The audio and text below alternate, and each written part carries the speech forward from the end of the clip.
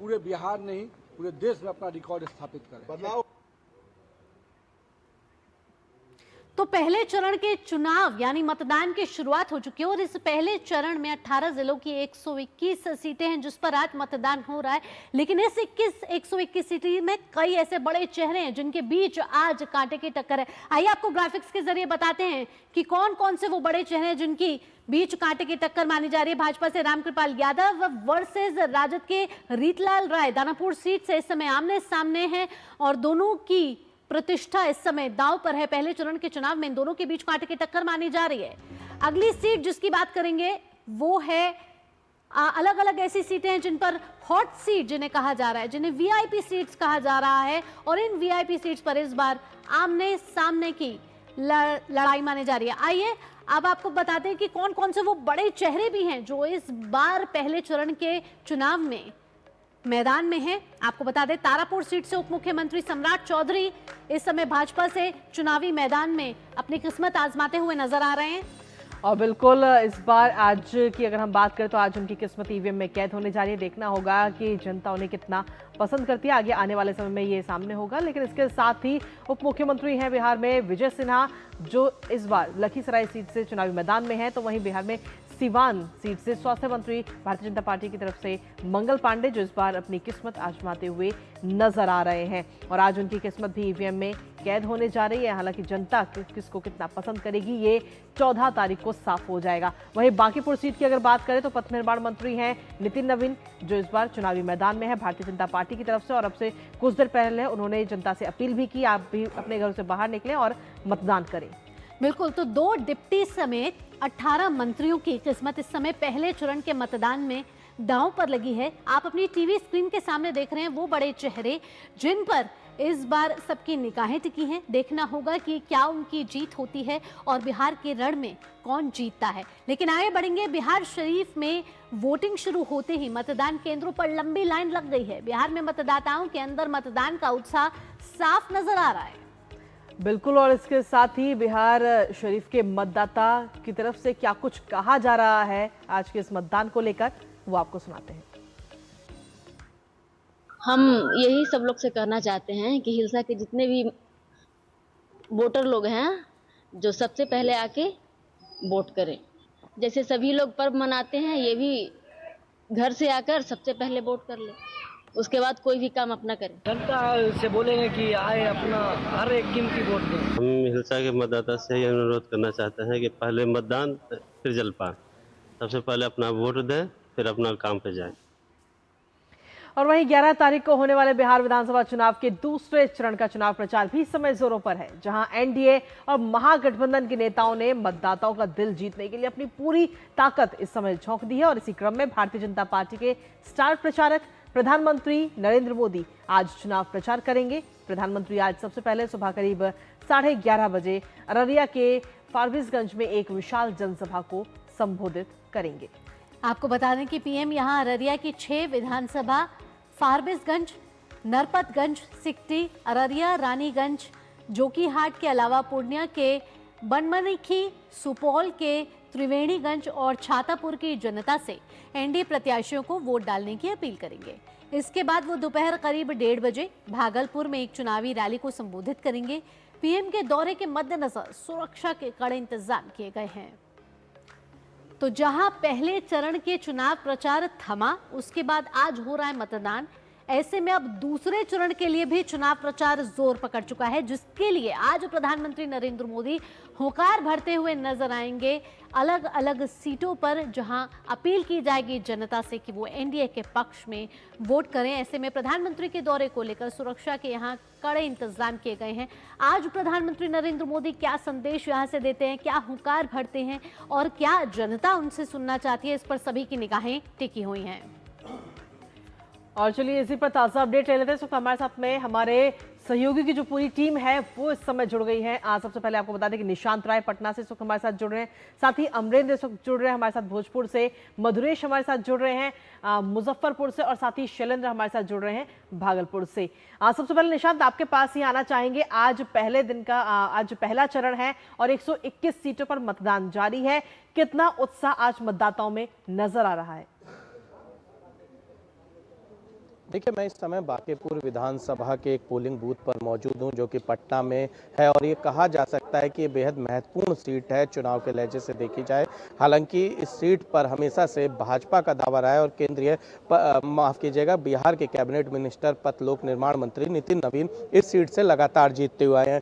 आपको एक बार तस्वीर दिखाना चाहूंगा कि लगातार पोलिंग बूथ पर जो वोटर्स हैं वो वोट डालकर आ रहे हैं, और यहाँ पर अंदर जो है लगातार वोटर्स जा रहे हैं। हमारे साथ कुछ वोटर्स मौजूद हैं, उनसे बात करते हैं। आपने मतदान कर दिया सर? Yes sir.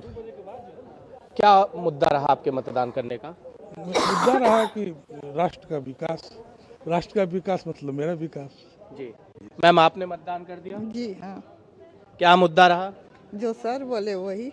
अच्छा, युवाओं से क्या अपील करना चाहेंगे इस समय आप, जो अभी तक मतदान केंद्रों पर नहीं पहुंचे हैं? अब युवा से जो मेरा मेंटेलिटी है, 50 वर्ष का डिफरेंस आएगा, तो हम उसके मन के अनुसार नहीं बोलते हैं। मतदान की अपील सबको सहर्ष करना चाहिए, हमारा कर्तव्य है, धर्म भी है, कर्तव्य और धर्म दोनों है।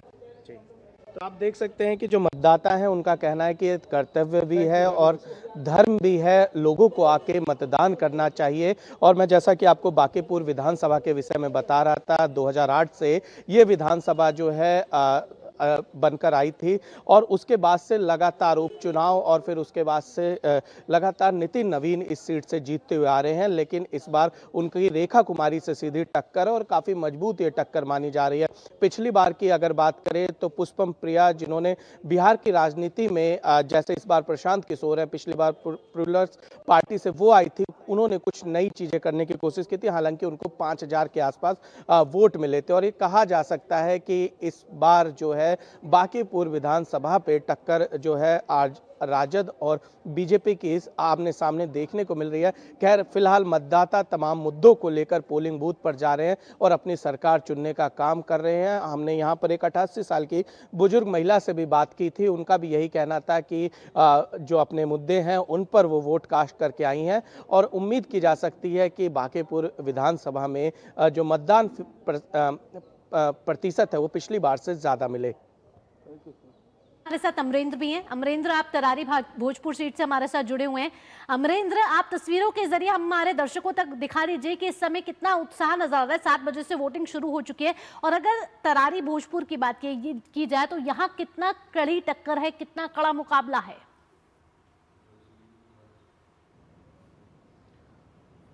भावना, देखिए, मैं इस समय बिहार की जो 121 सीटें हैं 18 जिलों की, उसमें से भोजपुर एक बहुत इम्पॉर्टेंट जिला है, और यहाँ पर 7 विधानसभा की सीटें हैं, और पॉपुलेशन के हिसाब से भी ये घनी आबादी वाला क्षेत्र माना जाता है और मिश्रित आबादी रहती है। और अगर बात करूँ एनडीए के हिसाब से तो 7 सीटों में से भारतीय जनता पार्टी ने अपने 4 सीटों पर कैंडिडेट उतारे हैं, जिसमें तरारी भी एक विधानसभा है। इसके अलावा मैं बात करूं जेडीयू की, तो जेडीयू ने यहां से 3 यानी कि 4 और 3 7 कैंडिडेट जो एनडीए के हैं। और बात करें अगर हम महागठबंधन की, तो महागठबंधन की सीधी टक्कर भारतीय जनता पार्टी के साथ 4 सीटों पे है, क्योंकि उन 4 सीटों पे आरजेडी ने अपने प्रत्याशी उतारे हैं और दोनों के बीच में खासा मुकाबला देखा जा सकता है। इसके अलावा 3 सीटों में से 1 सीट जो जेडीयू के साथ वीआईपी की टक्कर है, और इसके अलावा 2 सीटों पर भाजपा माले की टक्कर है। तो ये 7 सीटों का एक गणित है, लेकिन जो विकास के हिसाब से ये जो भोजपुर जिला है कई सालों से कई उम्मीदें रख रहा था, जो अभी तक पूरी नहीं हुई। लेकिन अब जनता जो है मन बना के आई है कि उनको विकास के लिए वोट करना है, और विकास के नाम पे सुबह से लगातार जो वोटर्स हैं वो इस समय वोट डाल रहे हैं। देखिए, इसमें सबसे बड़ा जो आंकड़ा, भावना, इस वक्त जो मतदान चल रहा है उसमें निर्वाचन आयोग की भूमिका खासी अहम मानी जा सकती है। इस बार निर्वाचन आयोग ने बहुत सारी नई पहल प्रारंभ की है, जिसके तहत कि देखिए कि सबसे पहले तो जो लोग हैं उनको बहुत आसानी से वोट कराया जा सके। एक मतदान केंद्र पर 1200 से ज़्यादा जो वोटर्स हैं उनकी संख्या नहीं हो, उसका ख्याल रखा गया है। मतदान स्थल को स्वच्छ साफ पानी की सुविधा के साथ युक्त किया गया है, और जो मतदान स्थल है वहाँ पर बिहार की संस्कृति, कला की झलक भी देखी जा सकती है। राजगीर की बात करें, गया की बात करें, नालंदा की बात करें, बहुत अच्छे अच्छे पोस्टर्स लगाए गए हैं और मतदान स्थल को बहुत अच्छी तरह से सजाया गया है। लोगों में खासा उत्साह है और जो उत्साह है वो सबसे ज़्यादा यूथ में देखा जा रहा है। अभी मैं तरारी जो विधानसभा है, तरारी विधानसभा के यूथ से बात कर रहा था। 18 से 19 साल के जो यूथ हैं, जो पहली बार मतदान करने जा रहे हैं, उनके मन में बहुत उत्साह है और एक विजन के साथ वो मतदान स्थल पर आ रहे हैं। मैंने जब उनसे पूछा कि क्या चाहते, तो उन्होंने बोला कि तरारी सहित जो हमारी भोजपुर की विधानसभा है वो पटना के मुकाबले में उतनी डेवलप नहीं है जितनी उनको उम्मीदें थी। तो इस बार वो उम्मीदों के साथ मतदान स्थल पर जा रहे हैं। और महिलाओं की बात करें, चूंकि आधी आबादी लगातार जो है एक टर्निंग पॉइंट साबित होती रही है और बिहार में आपको पता है कि जो महिला वोटरों की संख्या है 3,49,00,000 है, तो आधी आबादी का वोट लगातार जो है विकास के नाम पर एनडीए को मिलता आया है।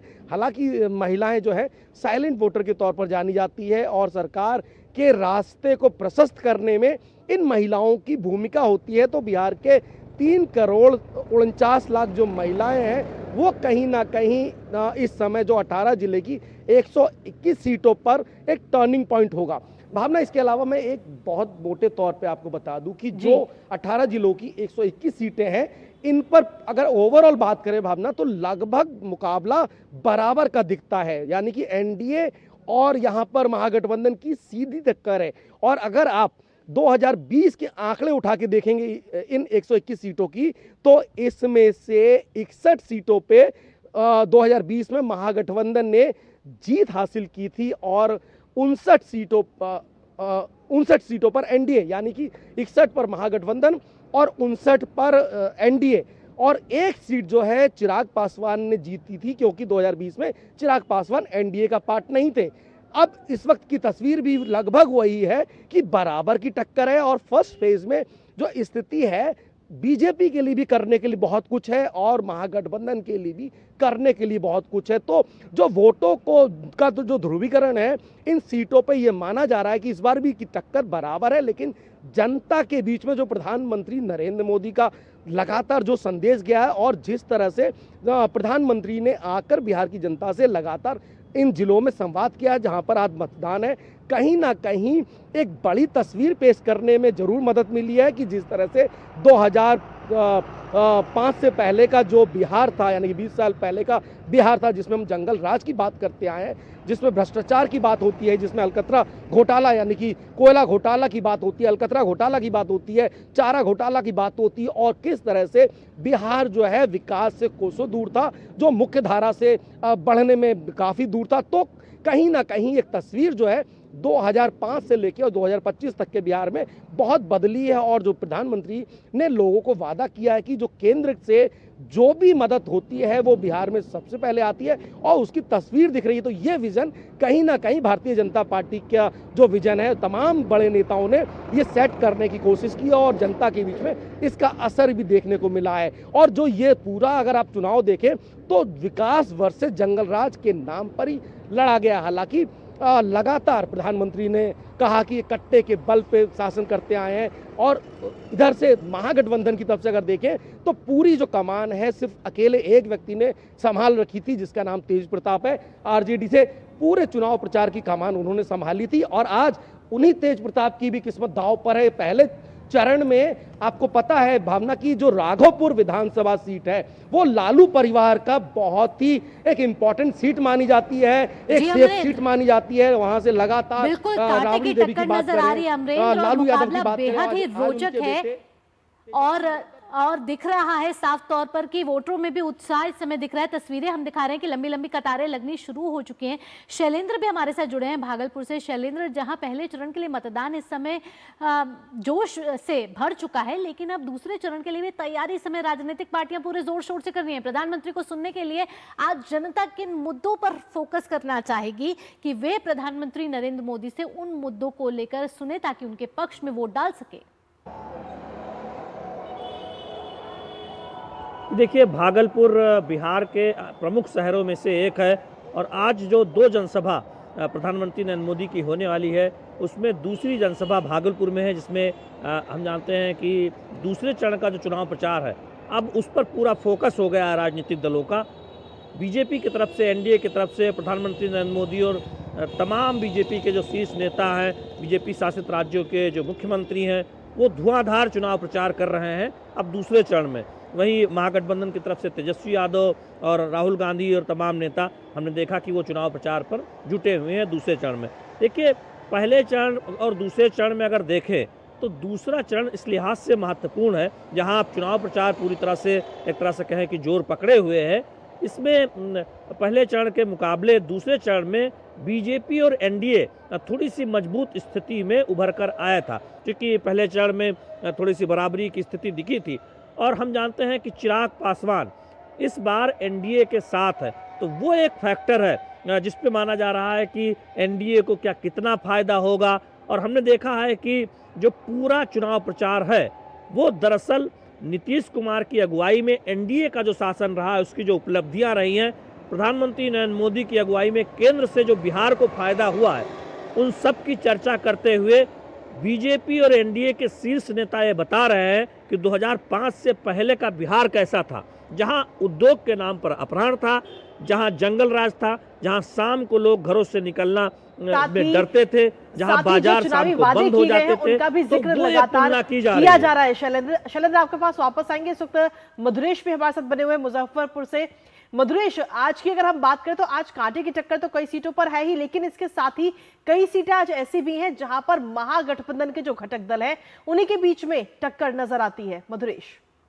हाँ बिल्कुल, देखिए आज बेगूसराय में बछवाड़ा जो सीट है वहां पे महागठबंधन के सीपीआईएमएल और राजद के बीच में सीधी सीधी टक्कर दिख रही है। और ऐसी ही टक्कर जो है वो लगभग बिहार में 1 दर्जन के आसपास ऐसी सीटें हैं जिसपे सीधी सीधे फ्रेंडली फाइट, जिसको नाम दिया गया है, फ्रेंडली फाइट की स्थिति बन रही है। और निश्चित रूप से ये सीट और इन सीटों का मुकाबला इसी कारण दिलचस्प भी हो गया है, क्योंकि देखना यह है कि महागठबंधन की जो पार्टियां हैं वो एक दूसरे का वोट किस तरीके से काटती हैं और जनता जो है वो अपना मैंडेट किसको देती है। हालांकि इसके अलावा मैं मुजफ्फरपुर में अभी औराई में हूँ, मैं बताना चाहूंगा कि मुजफ्फरपुर में शहरी क्षेत्रों के मुकाबले गांव के क्षेत्र में अभी उत्साह ज्यादा देखने को मिल रहा है। लोगों की लंबी लाइनें गांव का जो शहरी क्षेत्र के बाहर जो गांव का क्षेत्र है वहां पे देखने को मिल रहा है। लंबी लंबी लाइनें सुबह से लगी हुई हैं और लोगों में मतदान को लेकर के खास उत्साह देखने को मिल रहा है। औराई एक ऐसी सीट है जहां पर बीजेपी ने अपने सिटिंग विधायक